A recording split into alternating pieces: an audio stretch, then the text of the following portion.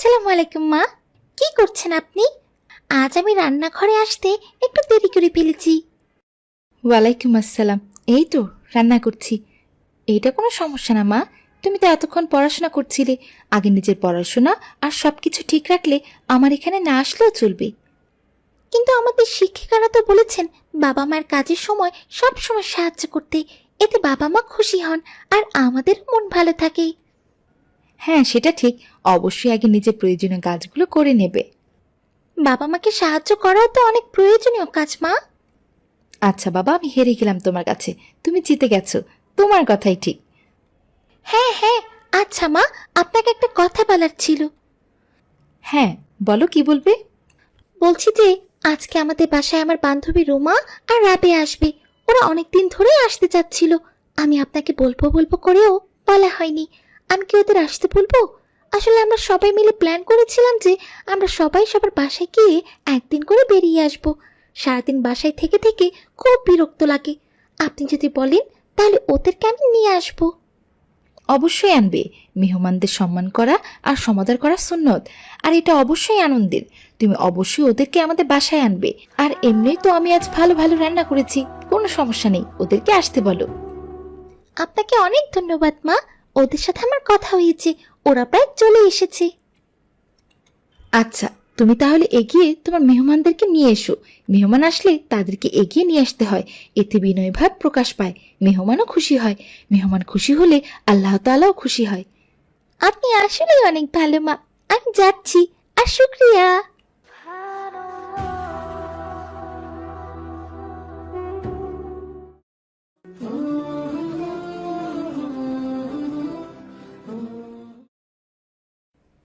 তোমরা দুজনে এখানে বসো, আমি তোমাদের জন্য একটু নাস্তা পানি নিয়ে আসি।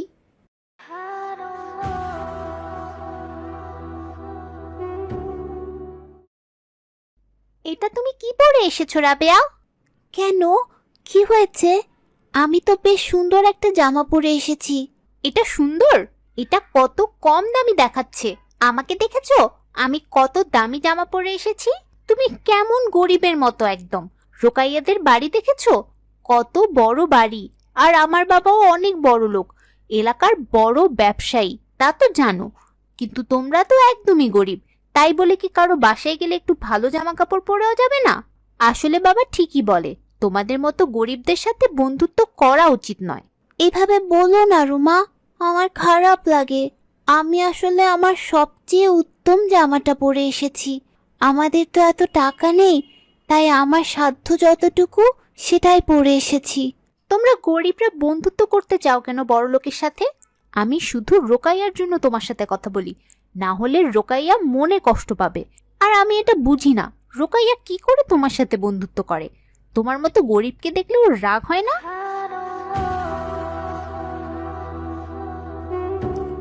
আসসালামু আলাইকুম।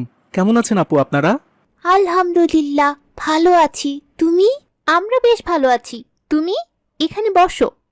বলার জন্য অনেক শুক্রিয়া, কিন্তু বসবো না আপু। আপনারা বসে নাস্তা করুন।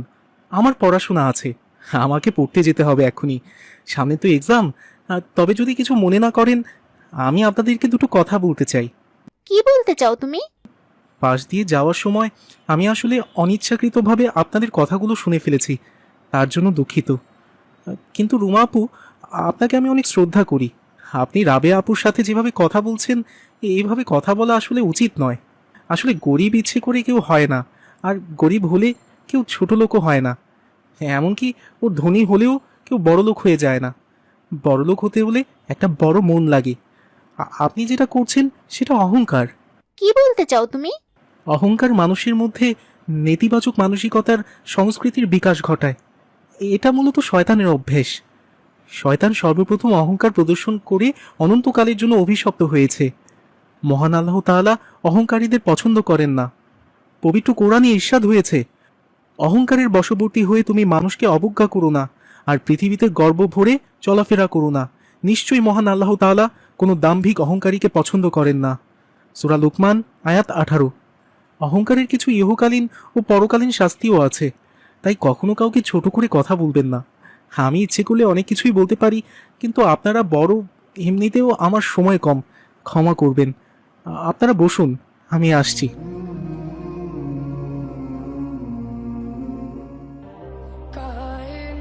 কি হয়েছে? ও কি বলেছে তোমাদের? না, তেমন কিছু না, এমনি কথা বলল। তুমিও বসো আমাদের সাথে। আঙ্কেল আন্টি কোথায়? আমি বসছি, ওনারাও আসছে, তোমরা বসো।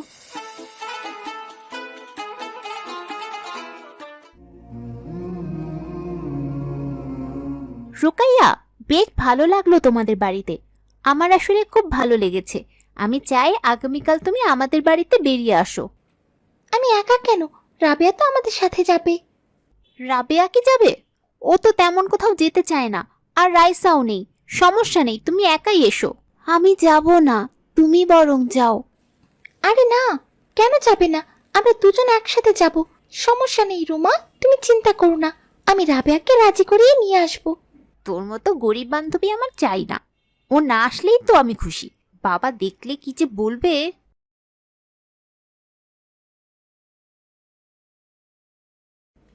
কি হলো রুমা? তুমি মনে হচ্ছে রাবেয়ার প্রতি কোনো কারণে বিরক্ত। সবকিছু ঠিক আছে। না, মিথ্যা বলো না।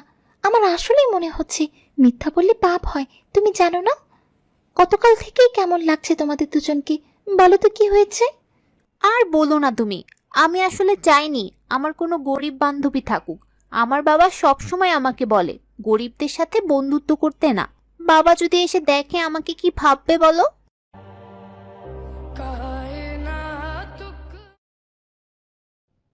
মামুনি, তুমি আবার ওই মেয়েটার সাথে বন্ধুত্ব করেছো? তোমাকে বলেছিলাম না গরিব মেয়েদের সাথে কোনো কথা বলবে না। খাবার দাবার শেষ করে এই মেয়েটাকে চলে যেতে বলো। আর রুকাইয়া, তুমি আজকে থেকে যাও।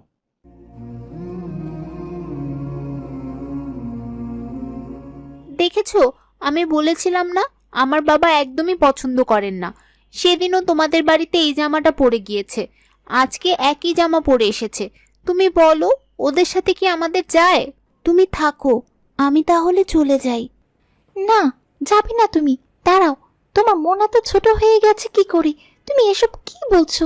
তুমি কি জানো অতিমাত্রায় গর্ব করা বা নিজেকে চরমভাবে অতিরিক্ত গুরুত্ব প্রদান করার আচরণকে অহংকার, দাম্ভিকতা ইত্যাদি বলা হয়। আর এই কারণে মানুষ হিদায়াত থেকে দূরে থাকে। অহংকারের অন্যতম শাস্তি হলো অহংকারে হিদায়াত প্রাপ্ত হয় না। তাদের অহংকার তাদের এতটাই অন্ধ করে দেয় যে তারা হক আর সত্য গ্রহণ করতে পারে না। মূলত মহান আল্লাহই তাদের অন্তরকে এমন করে দেন, ফলে তারা হিদায়াত থেকে দূরে থাকে। পবিত্র কোরআনে ঈরশাদ হয়েছে, পৃথিবীতে যারা অন্যায়ভাবে গর্ব করে বেড়ায় তাদেরকে আমার নিদর্শন বলে ফিরিয়ে দেব। তারা আমার প্রত্যেকটি নিদর্শন দেখলেও ওতে বিশ্বাস করবে না। ওর দিকে তাকিয়ে দেখেছো ওর কি অবস্থা? তুমি দেখছো না ও কেমন? তুমি আমার কথা শোনো আগে। অহংকারিতে তওবা কবুল হয় না। মানুষ গুনাহ করে সাধারণত দুই কারণে: প্রবৃত্তির অনুসরণ করে, শয়তানের ধোকায় পড়ে, আর অহংকার বশত। যারা শয়তানের ধোকায় পড়ে অহংকার করে তারা এক পর্যায়ে ভুল বুঝতে পারলে তওবা করে ফিরে আসে। কিন্তু যারা অহংকার বশত পাপে লিপ্ত থাকে তারা ফিরে আসে না, বরং তাদের পাপের পক্ষে যুক্তি দাঁড় করায়। যেমন ইবলিস শয়তান অহংকার বশত পাপ করেছিল এবং অনন্তকালের জন্য অভিশপ্ত হয়ে গেছে, তার তওবারও সুযোগ হয়নি। বাদ দাও, ও প্রথম দিন থেকে আমাকে অপমান করে যাচ্ছে। ভুল হয়েছে আমার। আমারই এখানে আসা উচিত হয়নি। ঠিকই তো বলেছে, আমি তো গরিব। আমি কেন তোমাদের বড় লোকদের সাথে থাকবো? না, তোমার কোনো ভুল হয়নি। রুমা নিজেও জানে না ও কত বড় অন্যায় করেছে। ও এর জন্য পরকালে শাস্তি পাবে। ওমর ইবনে সুয়াব রহমতুল্লাহ আলাইহি থেকে পর্যায়ক্রমে তার বাবা ও তার দাদা থেকে বর্ণিত, নবীজি সাল্লাল্লাহু আলাইহি সাল্লাম বলেছেন, দাম্ভিক ব্যক্তিদের কিয়ামতের দিন ক্ষুদ্র পিঁপড়ার মতো মানুষের রূপে সমাবেত করা হবে। তাদের চারিদিক থেকে অপমান ও লাঞ্ছনা ছেয়ে ফেলবে।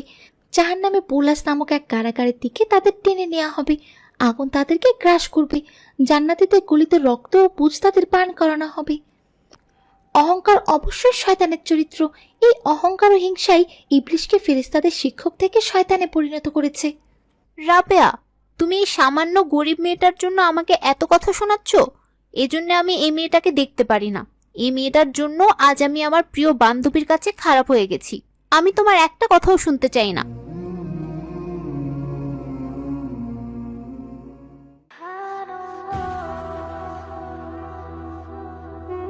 ওর রক্ত শূন্যতা, আর কিছু খায়ওনি, এক ব্যাগ রক্ত লাগবে আপাতত, এ পজিটিভ। আমার আছে, আমার থেকে নিন।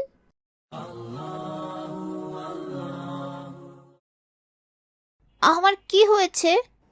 বেশি কিছু না, একটু দুর্বল ছিলে, তবে এখন ঠিক আছো। রাবেয়া তোমাকে রক্ত দিয়েছে। কি? ওর রক্ত? ওর মতো গরিবের রক্ত? ছি, কি বলো, তুমি এমন হয়ে গেছো?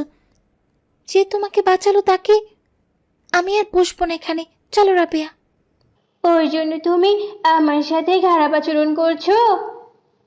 মোটেই খারাপ নয়, যেটা সত্যি তোমাকে সেটা জানতেই হবে। তুমি জানো না তুমি কি করছো।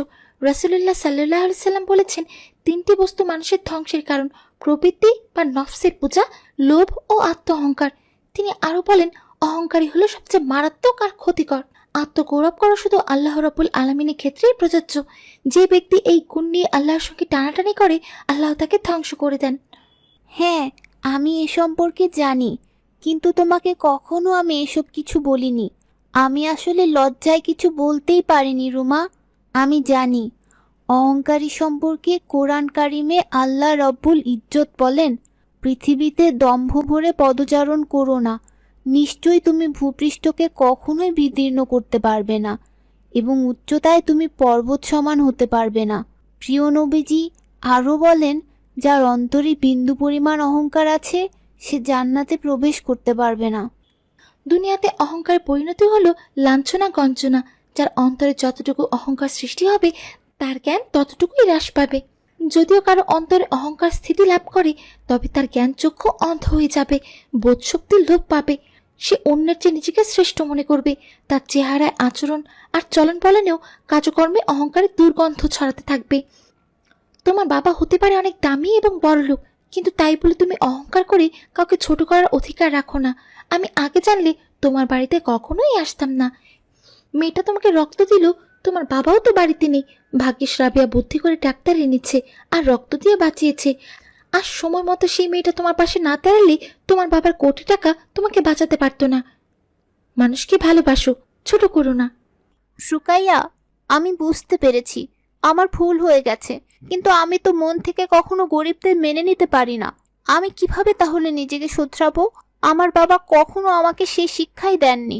সবসময় বলেছেন গরিবদের ঘৃণা করতে, বুঝিয়েছেন আমরা বড় লোক, গরিবদের কেন ভালোবাসবো? সমস্যা সেখানে, বাবা মাকে শিক্ষা দিতে হয় এই বিষয়ে। আর তোমার বাবার কথা শুনে মনে হলো তিনি নিজেও অনেক অহংকারী একজন মানুষ, কারণ তিনি ধনী। তোমার বাবা এত বড় মানুষ হয়েও যখন বুঝতে পারেনি, তখন তোমার নিজের উচিত হবে তাকে এইসব কিছু বোঝানো আর নিজেকে শুধরে নেওয়া। বলতে পারো যে অহংকার করা কত বড় পাপ। তাহলে আশা করি নিজেকে এখনই পরিবর্তন করে নেবে। আর একটা কথা মনে রেখো, অহংকার এত বড় পাপ যে আল্লাহ তোমাকে অহংকারের শাস্তি হিসেবে রাবেয়ার চেয়ে অনেক নিম্ন স্তরে পাঠিয়ে দিতে পারেন, কিংবা চাইলে রাবেয়াকে অনেক ধনী করে ফেলতে পারেন। সকালবেলা আল্লাহ যাকে ধনী বানিয়েছেন, বিকেলবেলা আল্লাহ তাকে ফকিরও করে দিতে পারেন, শুধুমাত্র অহংকারের কারণে। তাই তওবা করে ফিরে আসো, আর কখনোই অহংকার করো না, সবাইকে ভালোবাসো। হ্যাঁ রুমা, তুমি মনে কষ্ট পাবে তাই আমি তোমাকে বেশি কিছু বলিনি, কিন্তু বিশ্বাস করো আমি তোমাকে বান্ধবী হিসেবে খুব ভালোবাসি। তোমরা বড় লোক তার জন্য না, তোমাদের সাথে আমি একসাথে থাকি, চলাফেরা করি তাই। আর আমি বিশ্বাস করি পৃথিবীতে কোনো লোকের মনে অহংকার রাখা উচিত নয়, সবার সবাইকে ভালোবাসা উচিত। অহংকারীকে আল্লাহ তাআলা পছন্দ করেন না। আমি চাইবো আমরা সবাই যাতে ভালোবেসে এক থাকি। আমাকে ক্ষমা করে দাও, আমি আসলে এত গভীরভাবে ভেবে দেখিনি, আর আমাকে কখনো কেউ এই সমস্ত জিনিসগুলো বলেও নি।